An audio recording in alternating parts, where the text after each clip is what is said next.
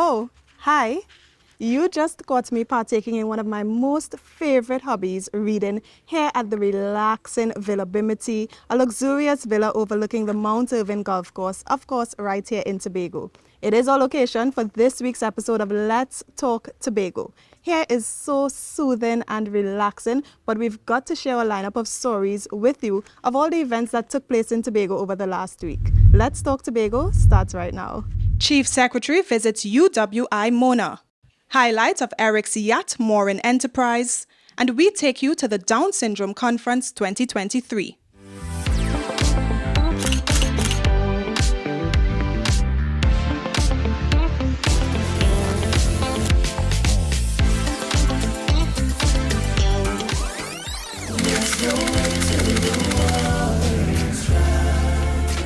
When the quarantine thing done and everybody touch road. Girl, I wanna rock you. Lift up your head and hold it up high.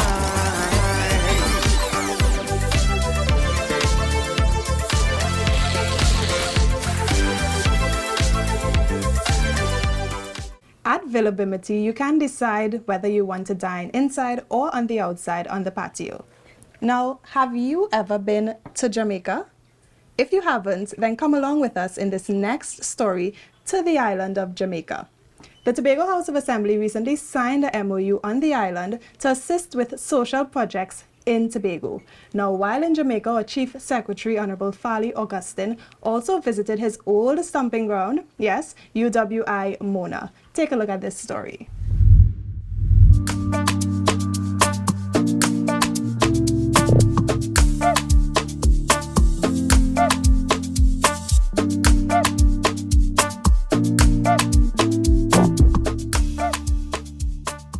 Well, UTech is actually the Caribbean region's foremost institution for architectural engineering, urban planning, regional planning, rural development planning.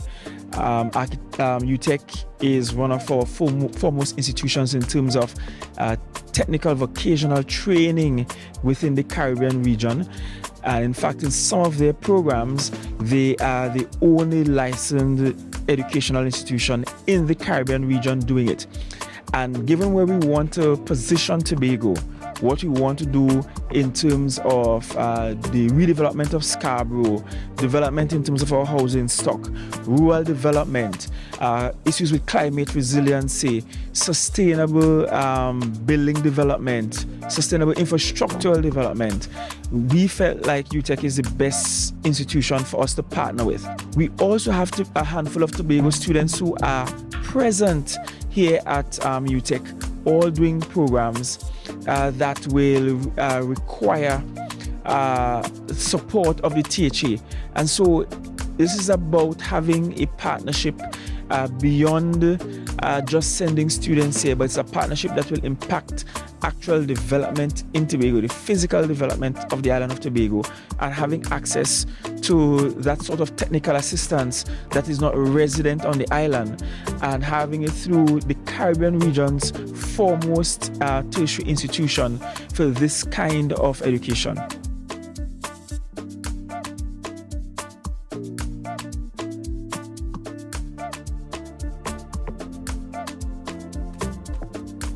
Initially, I was very excited to hear the Chief Secretary. It was a proud moment coming to, my campus. And I feel better, honestly, after the talk. They gave a lot of really good advice, especially as it relates to what to do after university with the specific programs that we were in at the moment.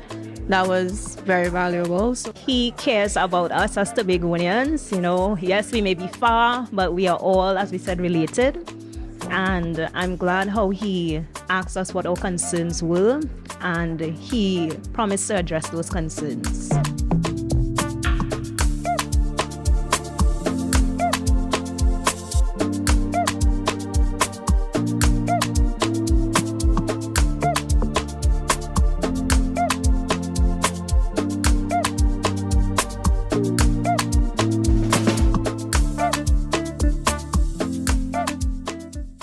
It's inviting, picturesque, and popular with the artists. Yes, we're talking about Charlottesville. And now Amadara Mills is going to tell us about the latest initiative from the Environmental Research Institute of Charlottesville, or ERIC.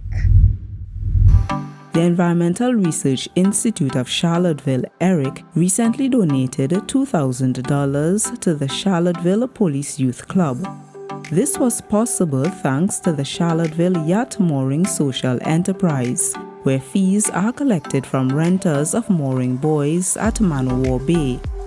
ERIC launched the initiative late last year with support from Shell Trinidad and Tobago Limited and the Tobago House of Assembly. The higher end goal was really to, one, save the fragile reef, and at the same time get a demonstration model where the people in Charlottesville, our community, learns that tourism is not just the dollar, it is also supposed to contribute to people that are vulnerable. And while the normal spending dollar remains with the vendors or the guest houses, in this way, working with the Charlottesville Police Youth Club, we can reach people that normally cannot get any funding from tourism. Elated, right? The Charlottesville Police Youth Club, we always want to do community-based projects, and because we are an NGO and it's only when we raise funds we have that money, so receiving that money from Alyosha, we were very happy to receive it to do more community-based projects. $800 has already been used to purchase white oil paint, where we painted the benches out at the bayfront by the gas station. Right, we did that on Sunday morning. We went to URP on Wednesday and priced some benches because we noticed that some of the benches are broken down. So we already priced those benches and we will be replacing some on the bayfront and up at the police station side. That is where the remainder of the 2,000 will go. ERIC's contributions to the Police Youth Club will be ongoing. The remaining profits are used to maintain the moorings and for environmental conservation works in the Northeast. To find out more about this business, visit tobago-moorings.com. I'm Amadara Mills for Let's Talk Tobago. On March 21st, we all rocked our socks in support of persons with Down syndrome. So now we take you to a recent conference hosted for World Down Syndrome Day. Every day is a waterfall, and suddenly it's hard to breathe. Now and then I get insecure from all the pain. What does it mean to have Down syndrome? It means to respect your ability. I know I need to work a little bit harder for certain things. It also means to not allow people to bully you and to bully others with disability. I just started high school this year in grade 9. I love it. They have to be taught to make their own decision. And we cannot effectively allow them to do that if we continue in our wisdom to treat them as special, as incapable of doing anything, segregating them from birth, and thinking that we are doing the best by protecting them and keeping them dependent on us. In the Tobago House of Assembly, our policy is to be as inclusive as we possibly can. I wanted all of us to think about what we do every day that prevents someone from being who is disabled and prevents that person from functioning in society because of what we did or what we didn't do. The Tobago House of Assembly, and coincidentally, we actually had a conversation in Executive Council last week, or maybe the week before, maybe it was the week before that, where we actively agreed to include within our working space primarily individuals with whatever kind of disability, and include them within our working spaces within the Tobago House of Assembly.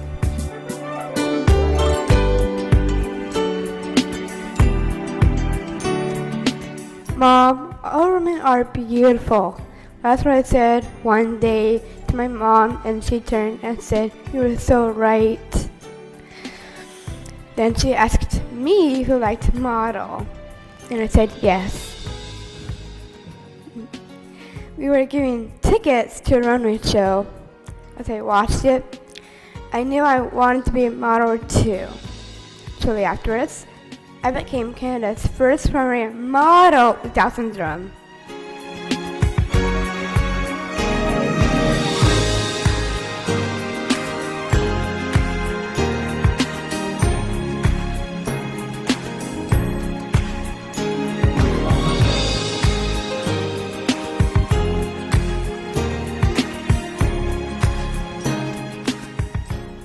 We know you want to see more, but just hold a little strain. Let's Talk Tobago. We'll be right back after these messages. The word Bimiti is Arawak for hummingbird. This property is every bit as elegant, with a modern look and feel that beckons you to unwind. It sleeps 8 comfortably and has an oversized pool, as well as a gazebo for relaxing in the shade. Appliances are stainless steel and top of the line. Villa Bimiti overlooks Mount Irvine Golf Course and is just a few minutes from popular beaches like Buku and Grange Bay. If you underestimate the use of coconut husk, then this next story is definitely for you. You're going to meet a couple right here in Tobago who's using coconut husk to create an agricultural product. Listen up.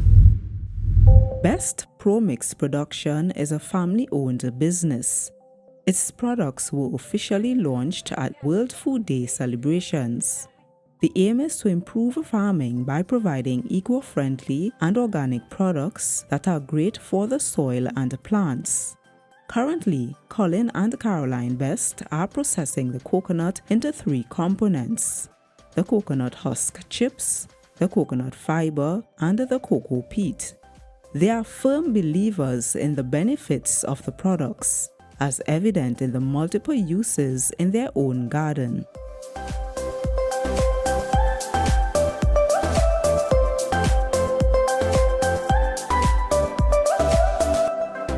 You know, since we've used this product, we haven't had to weed at all. And in this rainy season, there's been plenty rain. I tell you, plenty rain.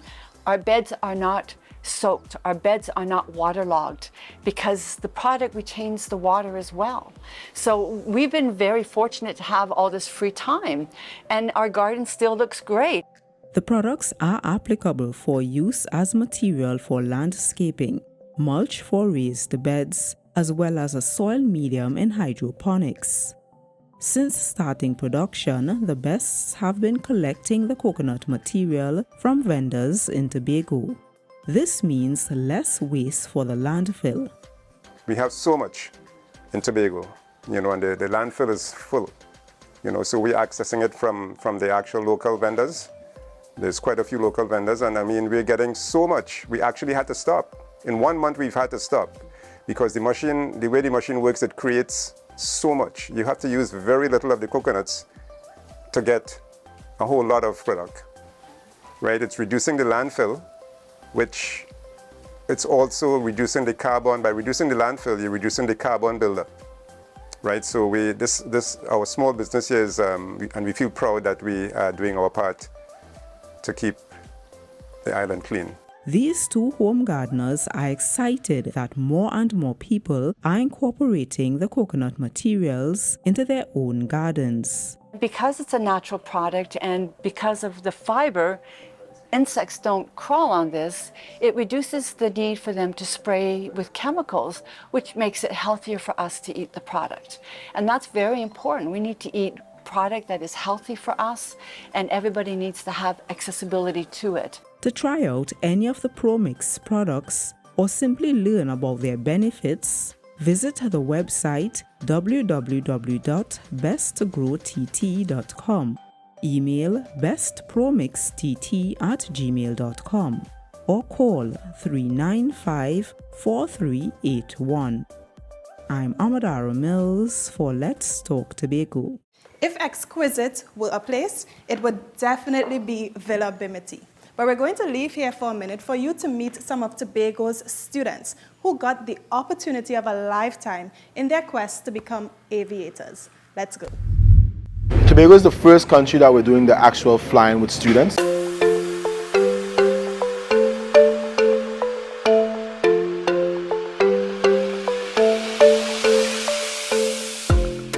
chose Tobago because Tobago is my home. Tobago is where I started. Tobago is where the dream started. Tobago is where I was supported. Tobago is where everyone encouraged me to be my best.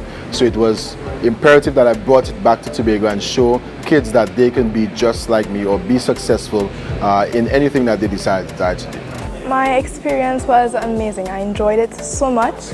I wasn't afraid or anything, and from the beginning to the end I was excited, and I listened and I paid attention to all that I had to learn, and I followed all the safety rules, and I saw the beautiful sights and all the beautiful views, and it really made me want to go again, and I just loved it. And also I listened to the pilot, I listened to all that I had to go through, and I listened to all the steps, and it's not as hard as I thought it would have been. And I felt great. I didn't feel sick from any of the bumpiness or anything like that, but it was awesome. So it was nice of us to start it where I started, but we plan on emulating this event in other countries as we go on. But it's not the first time we have visited schools. We have gone to Kenya, we've gone to Senegal, we've gone to Jamaica and a few other islands, but Tobago is the first one where the children are actually able to go fly an aircraft.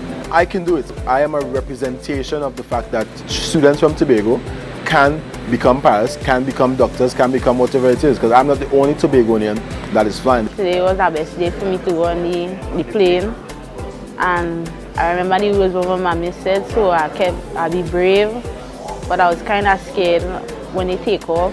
When they flying around to Pigeon Point, I see everything beautiful, but I wasn't afraid again. So I just want to say thank you very much for letting me be here, and the other schools and them. Thank you so much. So today the children have been, it's rewarding. I myself almost want to go and fly, so I could feel like these students, because they flew around Pigeon Point, and the children, child says, man, the water is clear, I almost want to go to the beach. So the response so far of the 4 kids that went, they are beyond excited and happy that they were able to go and fly a plane. One of the girls said she was so scared in the beginning, but once it got up there, she felt so calm and nice as she watching the water and the waves break. She going to the beach this afternoon. The Education Division, THA, the administrator, Madam Secretary, Zarisha Hackett, everyone that was involved, we sponsored meals, and we also got meals from Bread and Butter and Miss Endeavor food restaurant here in Tobago. I want to thank everyone that sponsored and gave us the opportunity to make this event happen. THA, we are grateful for you for allowing this event to happen. Airport Authority this morning was very instrumental in this happening. Ms. Devines, the manager of the airport, thank you very, very, very much. We don't want to leave, but we got to go. Thank you so much for joining us here at Villa Bimiti for this edition of Let's Talk Tobago. For more information on the villa, you can call 290-0841. That's a wrap. I'm Davia Chambers. We'll see you again next week.